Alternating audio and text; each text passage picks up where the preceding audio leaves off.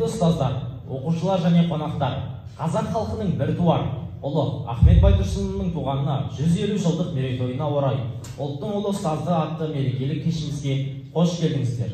Ахмет Байтұрсынұлы қазақ тілі білімінің негізін қалаушы ғалым, Ыбырай Алтынсариннен кейінгі еңбегі ерекше ағартушы педагог, сөз құдіретін танытқан жаңаша ақын, қазақ баспасөз тілінің ұлттық үлгісін көрсеткен талантты публицист, туған халқының рухани дүниесін көрсетуге көп күш жұмсаған мәдениет қайраткері, бір басында сан саналы өнер туғызған тілегей теңіз энциклопедиялық білім иесі, қайшылығы мол тартысты ғұмырында қараңғы қалың, елін жарқын болашаққа бастаудан асқан бақыт бар деп білмеген ірі тұлға, халықтың рухани көсемі.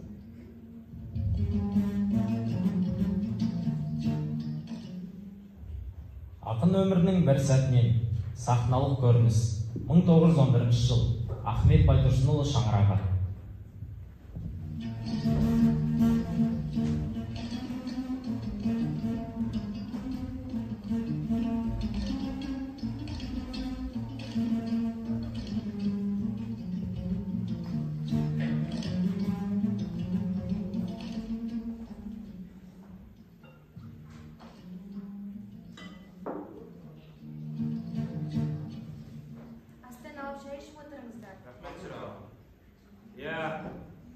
Ай, қазағым-ай, қашанғы ұйқыда жатар екенсің.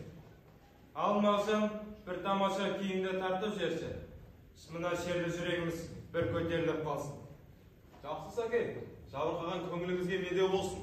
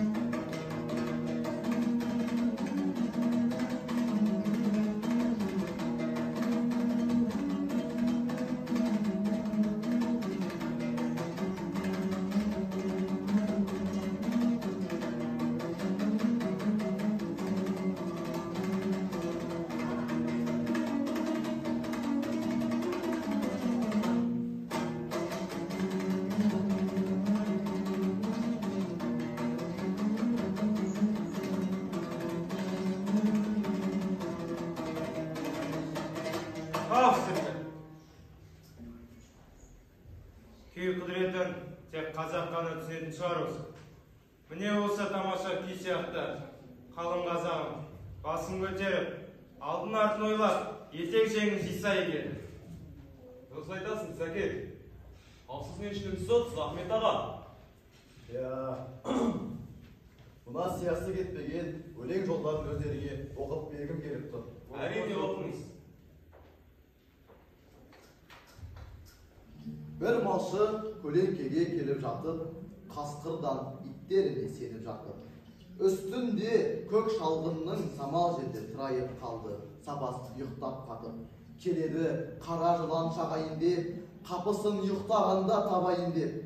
Малшыны сол уақытта маса шақты, оятып, бұл бәледен қағайын деп. Ұйқысын малшы оңды ашпай тұрып, өлтірді шағып тұрған масаны ұрып. Көтеріп жерден басын біраздан соң, қарады жан жағына мойын бұрып. Жыланды көрген шақта малшы күнді, достығын сары масаның сонда ағып. Сөзімнің сөкпеңіздер шолақтығын, демеңдер сөз жазуға олақтығым. Жыланды малшы көріп болғаннан соң келмеді бір-біріне жолатқызғым. Мысалы, қазақ малшы ұйықтап жатқан, жыланды бәле-делік аңдып баққан, оның түрін көргенмен сармаса, халықты оянсын деп сөзбен шаққан. Ойлаймын, осы сөз де жетеді деп, Қатты айтсам сөзім батып кетеді деп. Ұйқысы ашылмаған жұрт өзімді қорқамын, сарымаса да етеді деп. Керемет! Я сарымаса, шырылдап жүргеніміз рас. Алдағыны Алла білер. Расымен де, біздің елімізде бір күні әлем таныр мемлекет болатыны сөзсіз. Сондықтан, шыбын жанымыз алғанша, еңбек етейік. Сөзінің жаны ба Сәке? Қане, ойықтай ұйқыдағы жұртымызды, халқым үшін жаным Садаға! Сары шымшық. Мақтанып сары шымшық шылқып тасты, теңізді өртеймін деп лақап шашты. Ушу боп бұл хабарды естіген соң, теңізді тастап, құстар үркіп қашты. Таң қалып тамашаны көреміз деп, алыстан аңдар келді әдейі іздеп, адамда түс-түс жақтан келе жатыр. Лек-лек бұл топ-тобымен мыңдап жүздеп. Есепсіз теңізге көп халық келді, шымшық теңіз өртеді деп нанып келді. Балық жеп сорпашы тойын баққа, аш пен көмнесе арық келді. Бір соғым пұлсыз дейтіндер де қасығын қолдарына алып келді. Үгіліп суда болып назарлары, сүйікті жағалауға азар бәрі. Теңізді өртейді деп кім естіген? Көрмеге соны жұрттың ынтазары. Сары шымшық мақтанды ма, ойнады ма, кім білсін күйдірем деп ойлай ма? Теңізге от салғанмен жама қоймас, десең шүтім болмаса қайнады ма? Теңіз күймек түгіл қайнаған жоқ, жұрт неге келді деп те ойлаған жоқ. Қап бәлем тоқтай тұр деп шымшық қайтты, теңізге тісін басып қайраған боп. Ахмет Байтұрсынұлы, талай мемлекеттік қызметтерді атқарған, Республика халық ағарту комиссары, бүкіл одақтық орталық атқару комитетінің мүшесі, Қазақстан академиялық орталығының жетекшісі, Ташкент, Алматы жоғары оқу орындарында профессор болады. Әділет нормалары бұзылып, сталинизм қылышынан қан тамған кезінде Ахмет Байтұрсынов әуелі 1929 жылы бір ұсталып, абақтыға қамалады да, лагерде ұзақ азап көріп, одан 1936 жылы қайтып келгенмен, 1937 жылы тағы репрессияға ұшырап, 1938 жылы атылады. Репрессия құрбаны болған Ахмет Байтұрсынұлының тағдырынан сахналық көрініске кезек берейік.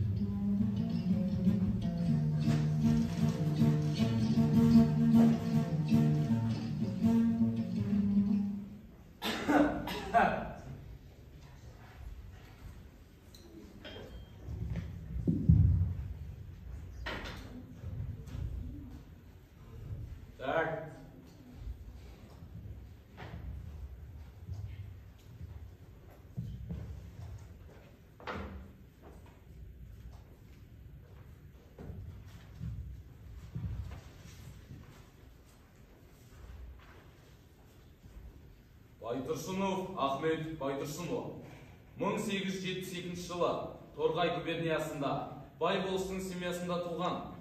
Ұлты қазақ. Ол үкіметке қарсы Алаш партиясы ұлтшылдардың жасырын ұйымы. Бұл партия Совет үкіметіне қарсы қастандықтар ұйымдастырған. Байтұрсынов жақ пиылды революцияға қарсы еңбекшілдер үкіметін жек көретін адам. Қарамынан: "Ей, кім бар мұнда?" Шақырдыңыз ба, мәртебелім? Бар, халық жауы Байтұрсыновты алып кел. Құп болады. Тоқта, бірінші орындықты алып кел. Сосын Байтұрсыновты алып кел. Құп болады.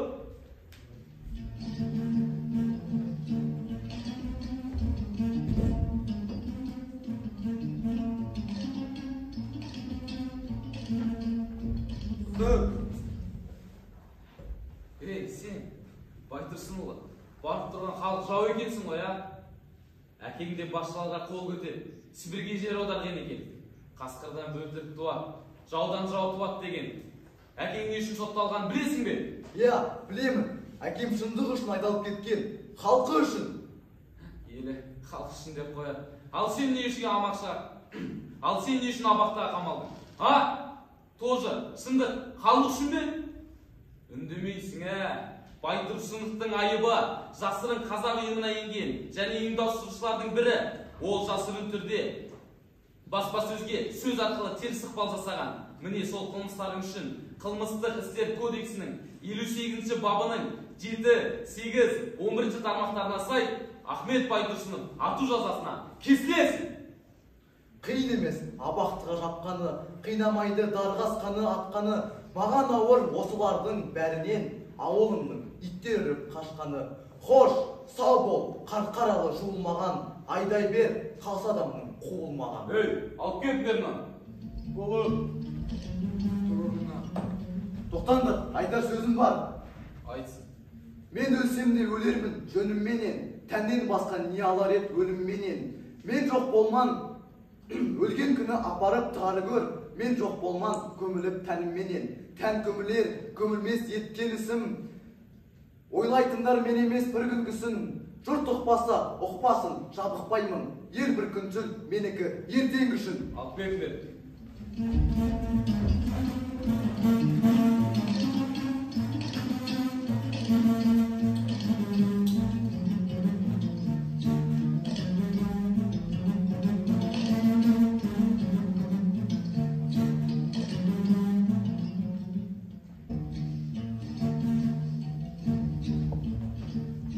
Анама хат, Ахмет Байтұрсынұлы. Қарағым, дұға көйім, қамқор анам. Арнап хат жазайын деп алдым қалам. Сені онда, мені мұнда аман сақтап, көруге жазға еді хақта қалам. Бара алмай, өтірікші болып әттен, Семейдің түрмесінде отыр балан. Мал ұрлап кісі өлтірген айыбы жоқ, өкімет өр зарлыққан не бар шара.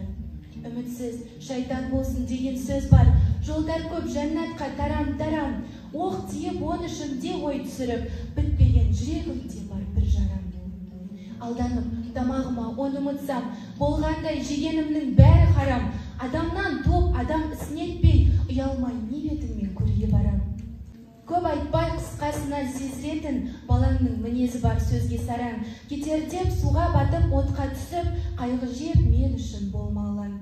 Отырмын абақтының бөлмесінде, бұйрықсыз көз жетеді өлмесіме, есіктің құлпы мықты күзетші кеп, ажалдан басқа ешкім келмесіне.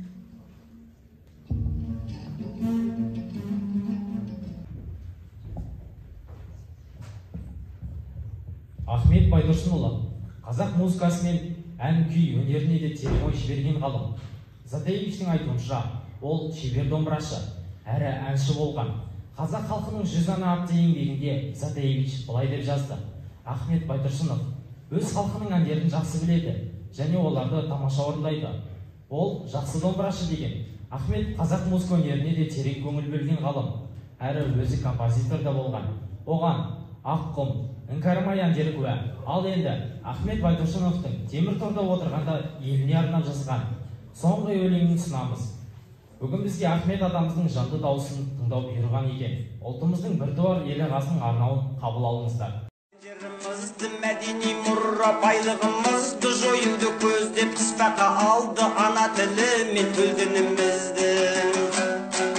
Құлғынды қайрат шегерімізді таптады барлық өнерімізді, кескенде үміт күдерімізді, білмеді кімге сенерімізді. Айтылған адал ақылды сөзді тыңдамай армен ұяттан безді, ерлерді елден аластап буды, көтерді көкке есермен езді. Мінезі оның секілді құйын, құбылтады пікірін ойын, тәргілеу соңы аштық қаласып, тиді бұл дәуір алашқа қиын. Бәрінде соның ертерек сезіп, отыр алмадым үндемей төзіп, байыппен айттым халқымның зарын, лепір дол сонда малтасын езіп. Ел ішіндегі алуан жайдан шындықты айтқанды ұнатсын қайдан, кішәкия бірді жасаймын мен деп даурығы қужақ бізге ашты майдан. Қолында билік ит болып қапты, алуынан кейін қасқыр боп шапты, 28-дің желтоқсанында Қызылордада түрмеге жапты.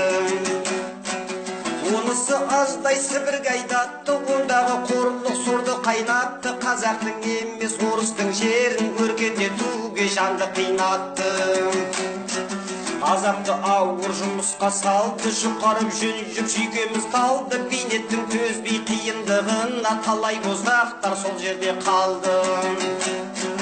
Оралып еттік Сібірден біз сау, 37-де тағы бір құрсау құрылып, сұмдық сұрқиялық бен зиялы біткен ұсталды боп жау. Беймезгіл көкте ойнап ойнаған жайдай зымияндықты кім көрген мұндай атта жатыр, асықта жатыр, зұлымдықпенен жендеттер сондай.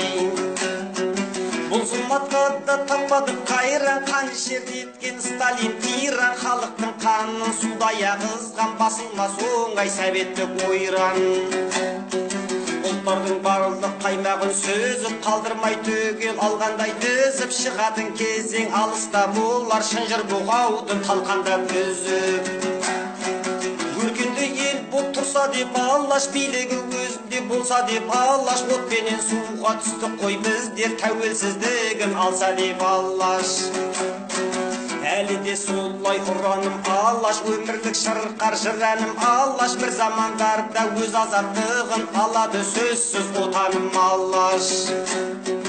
Өлсем де достым алаш деп өлем, қойнына жердің алаш деп енем, елу жыл бәлкім бір ғасырдан соң халқыма сонда алаш деп келем.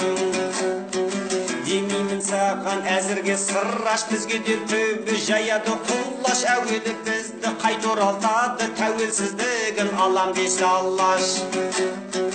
Бодандықтың түнегін алаш, жарады бір күн жүрегін алаш, кек кернесе о дүниеде де тілеріміз бізде тілегін алаш. Файзолла саған айтатын бір сөз, қателі қауіпті әрі қатерлі бұл кез, өртеді бүртті көдаман қалар, амалсыз ең ғой зәбірге сен төз. Мұраттас болған замандастарға, антына адал қаламдастарға, мұқтарды аман сақтаңдар дедім, жеткізеді ол елін асқарға. Өзіне де айттым, кетеміз біз деп отыр ғой сондар, құртылды көз деп кешірім сұрап, жори арызша жүрген жан болып әділдік іздеп.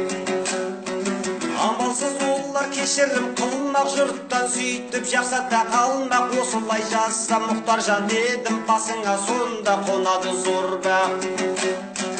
Ол маған қарап аңтаң боп тұрды, ойланып біраз көңілім бұрылды, бұл қалай болмақ, елде де боқпақ, демейме дөзақ өзіне құрды. Жоқ қалқам дедім, сөкпесек ірге, сен енді бізбен кетесің бірге, болашағың зор, үміт артамыз, рухын ұлттың жеткізгей өрге. Еліміз тәуелсіздіктің туын тіккеннен кейін халқымыз өзінің ұлы перзентімен қайта табысып отыр. Қазақстан Республикасының арнаулы қаулысы бойынша республикамыздың әр жерінде шаруашылықтарға, мектептерге, көшелерге және Қазақстан Республикасының ғылым академиясының тіл білімі институтына Ахмет Байтұрсынұлы есімі берілді. Сөйтіп, тарихи әділет, шындық салтанат құрды. Халқының бостандығы, тәуелсіздігі, еркіндігі үшін тар заманда жана аямай күрескен ұлы азамат Ахмет Байтұрсынов ұлт күрескерлерінің сапына келіп қосылды. Иә, қаншама жыл өтсе де, ақиқаттың ақтаңа атары сөзсіз деп, Бұхар жырау айтқандай, әділетсіз өмірдің құрбаны болған Ахмет Байтұрсынұлының есімін қазіргі таңда барша қазақ баласы жатқа біледі. Жазықсыз жазылған батыр бабаларымыз бен қайсар аналарымыздың асыл есімдері бүгінде тарих сахнасында алып әріптермен жазылып жатыр. Осының бәрі бірлігіміз бен бөлісігіміздің арқасы. Жасай берсін қазақ елі.